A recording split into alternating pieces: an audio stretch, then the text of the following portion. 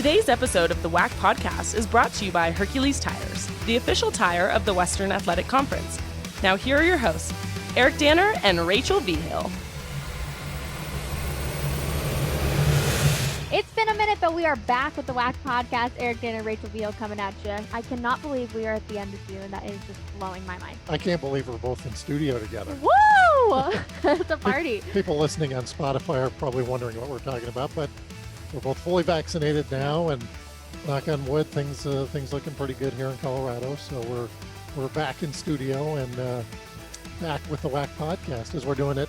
Not every single week, but a lot of news still happening around the WAC that needs addressed. Yeah, there is still a lot going on, and this week especially is a huge week in the WAC. It's football is back, is what they're saying. The WAC is back with football joining and a bunch of new schools coming in on July 1st. 4 new schools. We're going to talk to the Commissioner Jeff Hurd in our next segment, but we've been talking about this a lot in the office and on the podcast for the last 6 months or so. It happened pretty quick, and all of a sudden we're going to have 4 new schools. Totally changes the dynamic of the WAC. Of course, the 4 schools being Lamar, Abilene Christian, Stephen F. Austin, and Sam Houston State, the defending national champions in football. And football will be back, and we're going to have a football media day before too long, and basketball media day in October. And I don't think that's technically what we're calling it, but preview day. And where did the summer go? Summer's going to fly by. Yeah, we approach July here very, very shortly. And then I swear it's probably going to be next May. And we're going to be like, holy smokes, what's going on? But there is still news happening in the WAC with the current schools we have. Let's start with UTRGV with the new tennis coach. The Vaqueros introducing Nathan Robinson as their new men's tennis coach. He comes to UTRGV from UC Davis, where he was an assistant coach. So hopefully we actually want to welcome into the league, and UTRGV, they are hoping to be a big factor in tennis for years to come. Yeah, and he comes from quite a few schools where he was an assistant, Oklahoma State being another one of those schools. And Eric, I'm not the biggest baseball fan, so I'm going to really let you take this next one. But Sam Long, big league debut. Huge congrats to him. Yeah, Sam Long from Sacramento State was a pitcher, was the 2014 WAC Freshman of the Year. And if you look at the WAC Freshman of the Year in that era, 2012 WAC Freshman of the Year was Reese Hoskins. Of course, been with the Philadelphia Phillies for a number of years now. 2011 WAC Freshman of the Year was a guy by the name of Aaron Judge. Of course, made a big name with the New York Yankees. I know that name. And that was when Fresno State was still part of the league. So Sam Long had a really good freshman year, wound up getting taken in the 18th round of his junior year by the Chicago White Sox, left-handed pitcher, and didn't work out. Actually, he was taken by the Tampa Bay Devil Rays, then played for the Chicago White Sox, and was actually out of baseball for a year and was contemplating becoming a firefighter, and decided to give baseball another shot. Of course, last year, the pandemic happens and there was no minor league baseball. So he sits out yet another year. This year, he gets signed again by the Giants, gets put in their Double-A team, the Richmond Flying Spiders, the name of the team, or no, Flying Squirrels. The Flying Squirrels. That's even better. Yeah, That one's even the better. Richmond Flying Squirrels. And all of a sudden, Sam, who's a left-handed pitcher, hits 97 on the radar gun. And that will catch the attention of Major League scouts pretty quickly. He moves up the chain, was in Sacramento where their AAA team is, then gets called up to the Giants on June 9th. And on June 20th, picks up his first win as a pitcher, and oddly enough, against the Philadelphia Phillies and his old buddy Reese Hoskins. And apparently they're still pretty close. They still talk to each other all the time. And, they were teammates, although Reese was a senior when Sam was a sophomore.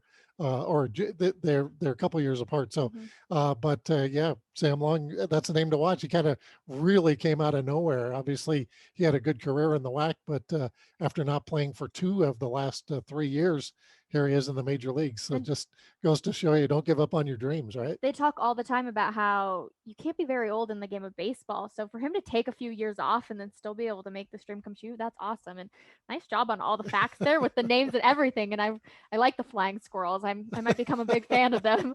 And it seems like all the talk right now on social media, everybody I've been talking to is talking about the Olympic trials. And it's so fun to watch all these individuals hit their dreams. But we actually have a coach in the WAC who is also in the Olympic trials. Rachel, we actually had a thrower from UTRGV in the Olympic trials, Desiree Berge, who played basketball at UTRGV, also a thrower, but it's a coach from New Mexico State who qualifies for the Olympics, and she did a fantastic job. Volunteer assistant. Her name's Rachel Dinkoff. She placed third. Great name. 60. Yeah, Rachel is a great name. 60.21 meters, and she will be at the games in Tokyo, Japan next month. So what an effort by her to get into the Olympics, and why not? Let's root for her. She's a New Mexico State coach, right? Absolutely. And another former WAC athlete for UMKC is actually qualifying for the Olympics as well. Courtney Ferrick's not her first time in the Olympics. She went to Kansas City, finished up at New Mexico. So when Kansas City obviously was in the WAC, she was the 2014 WAC champion in the steeplechase, and then she finished up her career at the University of New Mexico. So if you see the Lobos claiming her, that's why, because she did compete there as well.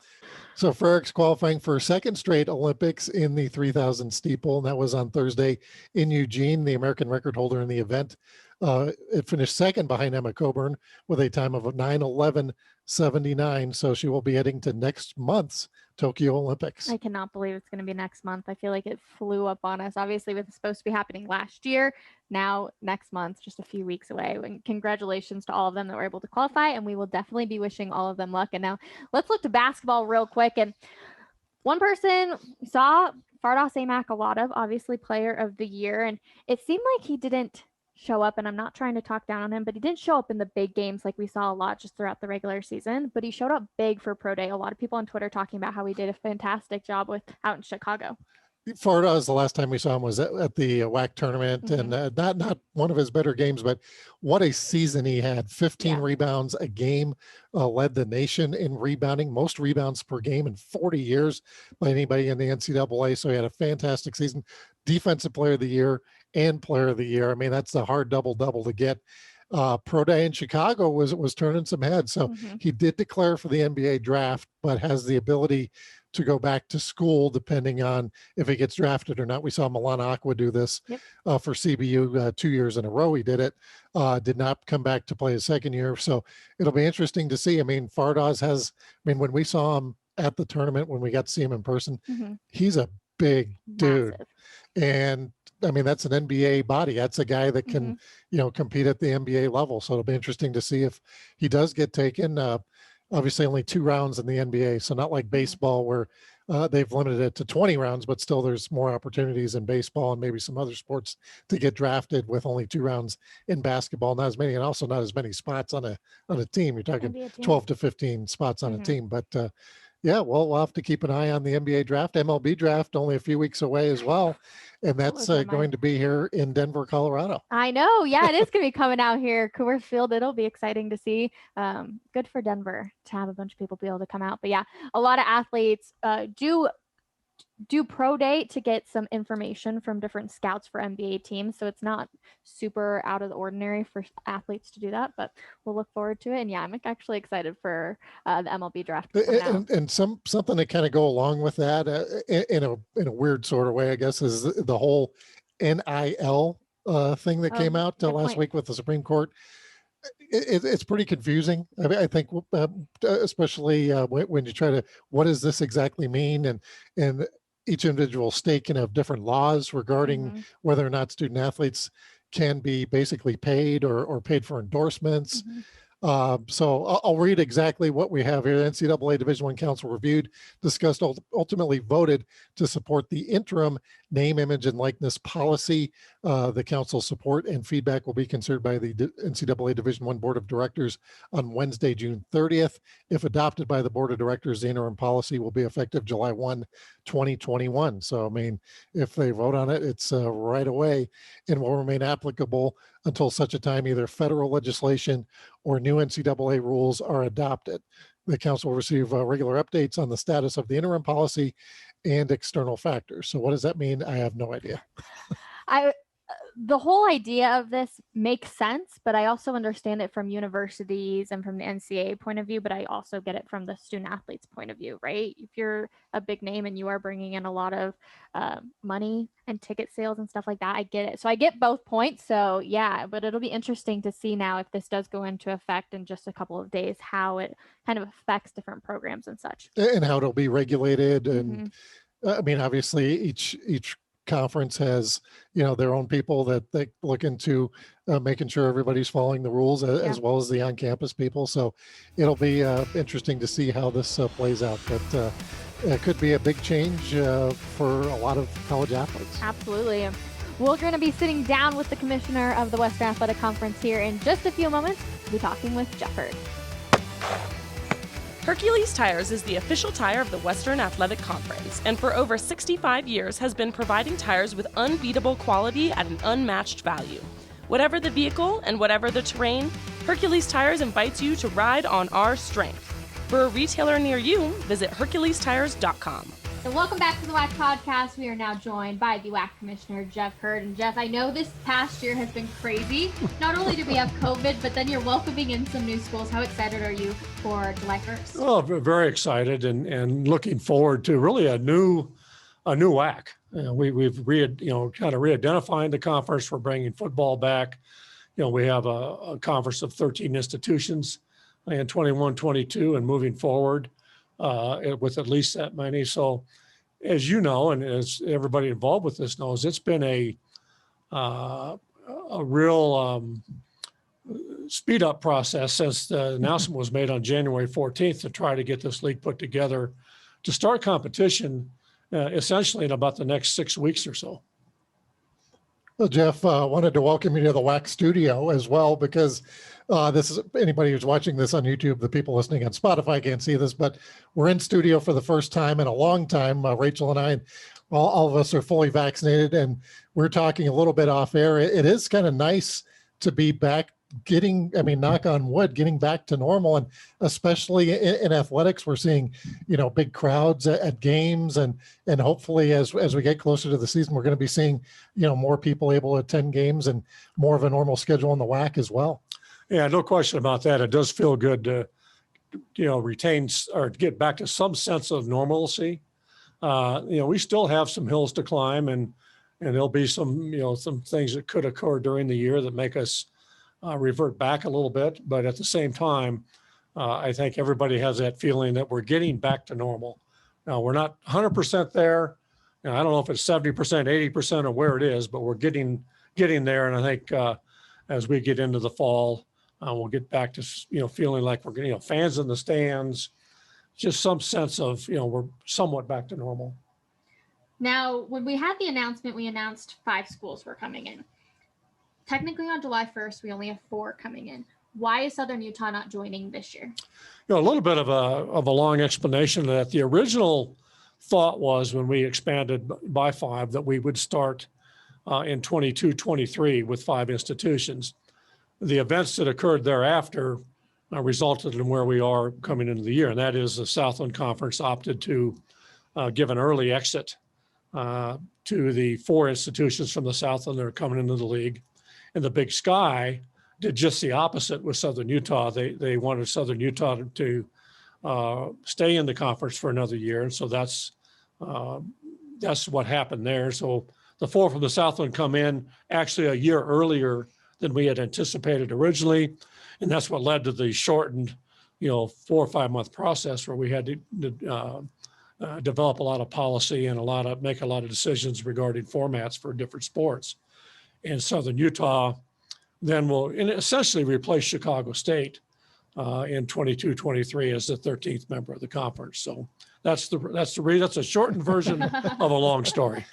And the 4 new schools, this becomes official July 1st, Abilene Christian, Lamar, Sam Houston State, Stephen F. Austin State, all coming into the league, really changes the league dynamic. Obviously, all 4 of those schools in Texas, and now the WAC has more schools in Texas than any other conference in the country. Yeah, it does. It's interesting. A couple of years ago, when we added Tarleton State to the conference, that gave us a second Texas institution. A lot of questions were asked at that time. Well, really, what does that do for you? Well, now you can see what it does for us. And it not only changes our numbers, but it changes our geographic layout. So it makes better sense of it from the standpoint that we're going to be in divisions in many of our team sports. We're going to have additional strength in all sports because of our additions. But what it does is create more regional and for lack of a better term, drivable rivalries, not only in the Texas version of it, but also in the West, where we had when Southern Utah comes into the league, and we have a natural rivalry there with Dixie State and Utah Valley. So, a lot of positives come out of it from a travel standpoint and from trying to be in a better position for fans, where fans can travel to away games much easier than having to go to an airport. Now, the main question is, why bring football back? Great conference already. Why bring it back? I think it gives us kind of back to an old identity. The WAC for many years, since its inception, really in early 60s, has had football as a sport. And, we've been out without it for the last, roughly 8 or 9 years. And it kind of brings our identity back to us. I think it also, football is a driver in a lot of different areas from a sponsorship standpoint, from a media contract standpoint. It gives you a little more clout in that area. And it also brings you, Texas as a state, and I'm going to point this out. I mean, football is important in a lot of places. I'm not sure there's a state where it's more important than Texas. And so that's another reason to bring it back. I think it helps create or recreate the WAC identity, and it gives us a 20th sport from a sponsorship standpoint. And we'll have 10 on the women's side, 10 on the men's side. And just from an overall conference perspective, it makes us, for more complete, I would say, than without it. And we just saw Sam Houston State win the FCS national championship. So not only is football back in the WAC, and it's at the FCS level, that we have a very competitive conference and the defending national champion. So perhaps one of the best football FCS conferences in the country. Yeah, no question. Right off the bat, certainly we didn't know that Sam Houston State was going to win the national championship at the time. But Sam Houston, along with the other Texas institutions, has had a very solid program for a long time. So, my term that I use a lot is we need to walk before we run on this. But the reality is, in football, we have an opportunity to be a national player right off the bat. And that's obviously important as we move on, and as Southern Utah comes into the conference too, starts playing football in 22. And hopefully down the road, we add another 1 or 2 from a football standpoint. It's important that we become a strong football conference, not just at the top, but from top to bottom. And Eric and I touched on this a little bit in the last segment with the name likeness movement, I guess, of whatever you want to call it, going forward. What can you tell us about the recent steps to getting this passed? It's difficult because it doesn't have a single answer. Mm-hmm. It really doesn't. There's been a series of steps, and there's a series more to go. Mm-hmm. And so that's a general answer to I know it's a more specific question, but that's the best way I can put it at this point. Jeff, I just wanted to touch on as well. I mean, this past year, so much has happened. We had so many sports kind of crammed in, if you will, from between January and May. And I mean, kudos to all of our schools for getting through it, all our student athletes, coaches. I mean, it was a real pressure cooker, if you will, to get all those games and matches in, but they all got in. And I think, student athletes got to have a good experience and got to win championships. And like I said at the beginning of the interview here, that hopefully we'll see that get back to normal this upcoming year. Yeah, that's a good point, Eric. I mean, I'd also say kudos to the WAC staff involved in all the championships that had to be played, all the testing that had to be done. Certainly the institution played a major role in that. And the number of championships that we had to conduct in a very condensed period of time, along with planning for the 21-22 season. Essentially, we were operating 2 conferences in about a 3 or 4 month span and trying to get it all done. And I, there's a lot of people involved in it, and I credit our institutions, credit our staff. We still have work to do in that area without question, but we have the framework done. We have some of the details, I guess, if you would, that have to be completed. But it was done, and it was done in a frenzied fashion, without question. Now, for people who may not know, Jeff is a huge baseball fan and Colorado Rockies fan. So, Jeff, have you been able to make it out to Coors Field this year? I get there on occasion, and I like baseball in general. I really do. If I had to be honest about everything, I would say college baseball is really probably my favorite sport of all. Certainly, all sports, all the sports that we sponsor, everybody on our staff has interest in all of them. But I get out to Coors Field when I can, and try to view even locally. Try to go out. I'll go out and just sit down and watch a high school game because I enjoy the sport if I get the opportunity. In the Major League Baseball draft coming up July 11th through the 13th is going to be in Denver this year. We normally have 10, 15, 20 players taken in the draft. Sam Houston State has a young man looking at a potential top 10 pick. But as far as baseball goes, Jeff, we're looking at a little more expanded of a field coming up this year. And I believe we're officially staying in Mesa, Arizona. Is that correct? Well, we are for the coming year for sure. That I think what we're trying to do for championships overall is try to get it probably won't be 50-50 in terms of, 8 on one side and 8 on the other in terms of sites, but that's what we're trying to get to. We want a balance of sites and a balance of travel. So if we're talking about, and again, these are arbitrary numbers, but if you have 150 student athletes that are traveling in 1 year to say championships on the west side or the southwest side, kind of want that same number on the other if you can, or as close to it as you possibly can. So those are, again, details that still have some work to be done on them, but for the most part, we're ready to go for 21, 22, and our sport management committee and our administrators will take a closer look at as we go down the road at the site selection process. Well, Jeff, as always, thanks for hopping on the podcast with us. We do appreciate it. Well, it's always good to be here. It's good to talk about this. I know all of us are excited. It's, what's really going to be good is just get things started and not have to, do a second conference at the same time. We have a reconfigured WAC. It's one WAC. It's not the old WAC and the new WAC. It's one WAC as we move forward. And I'm excited about it. And I know everybody in the conference is also. This is Jeff Hurd, Commissioner of the Western Athletic Conference. Thanks for listening to the WAC Podcast. Make sure to follow us on Facebook, Instagram, Twitter, and YouTube. And check out our website at wacsports.com.